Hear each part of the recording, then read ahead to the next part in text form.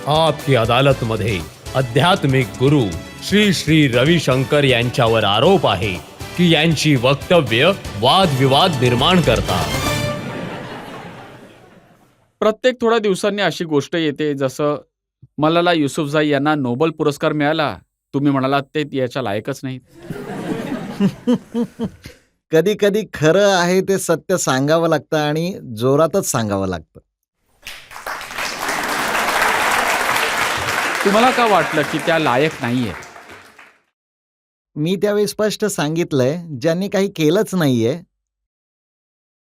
16 वर्षाची मुलगी काय करू शकते? काय केलं आहे तिने? माहिती देखील नाहीये काही.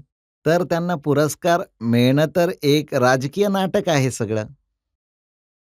पण जगामध्ये जितकं काम केलं आहे त्या हिशोबाने तर तुम्हाला नोबेल पुरस्कार मिळाला पाहिजे. ते तर बघा बघा पुरस्कारासाठी थोडी ना आम्ही काम करत आहोत. असे आमच्यासारखे खूप सारे लोक आहेत जे काम करत आहेत, दुसऱ्या लोकांनाही मिळालं पाहिजे. काम तर खूप लोक करत आहेत अशा प्रकारे.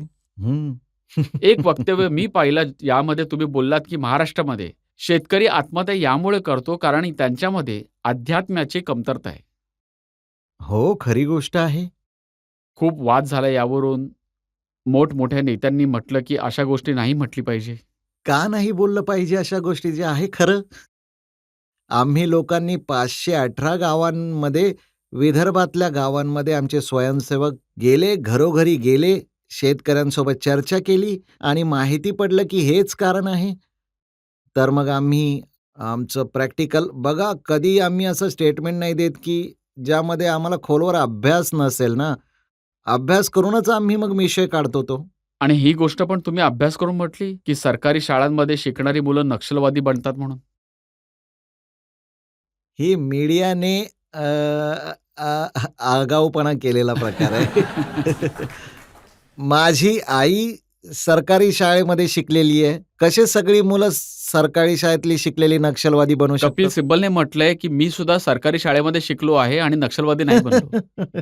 अगदी खरं आहे. सगळंच थोडी ना नक्षलवादी बनतात सरकारी शाळेतले शिकून. नाही, असं आम्ही नाही म्हटलंय.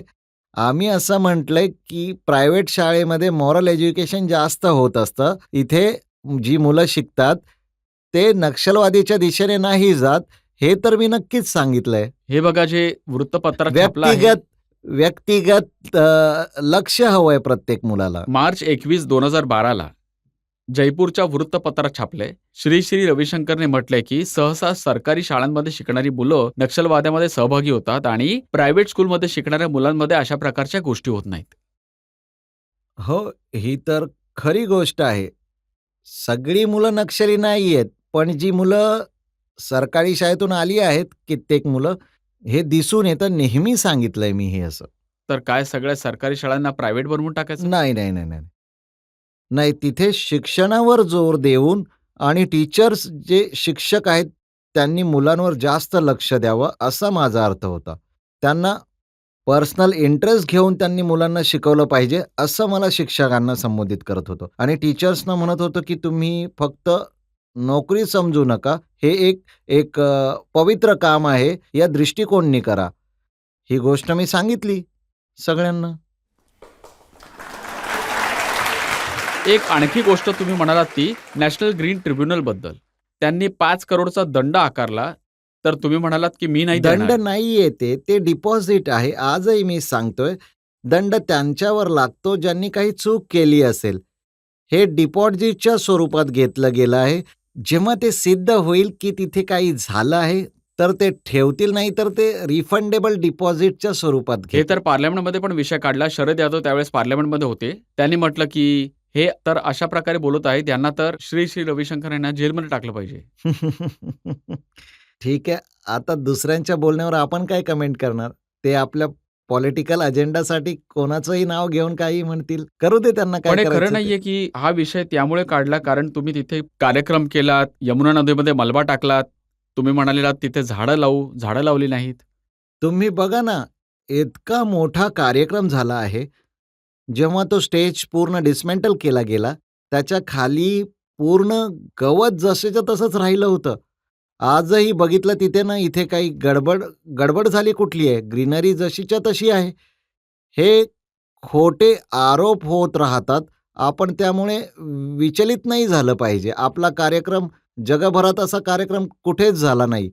प्रत्येक देशातून त्याची स्तुती झाली आहे, की दिल्लीचा जी-डी-पी तो 4 दिवसांमध्ये 45% वाढला आहे.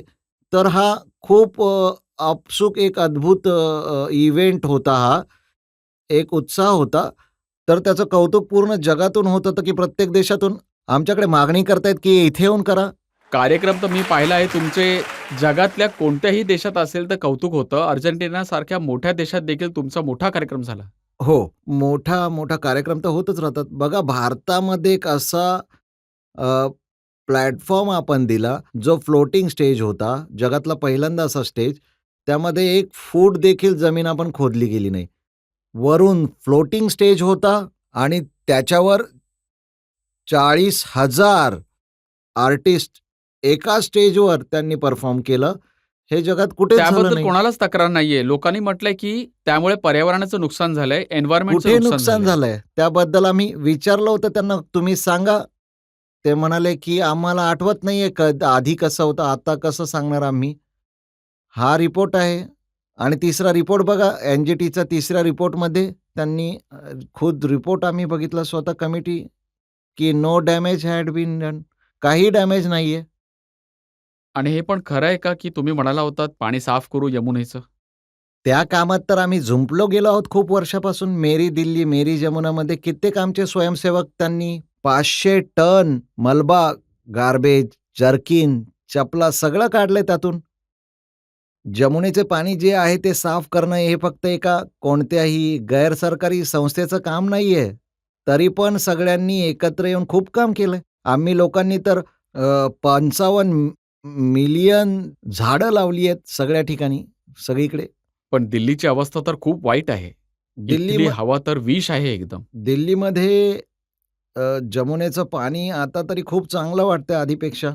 जेव्हापासून एस-टी-पी सिस्टम वगैरे ठीक व्हायला लागलंय आता. पण इम्प्रूव्ह करण्यासाठी खूप काम आहे. मी तरुणांना नेहमी प्रेरणा देत असतो, की हे जागोजागी झाडं लावा. जागोजागी येऊन तुम्ही स्वच्छतेवर लक्ष द्या जरा. तर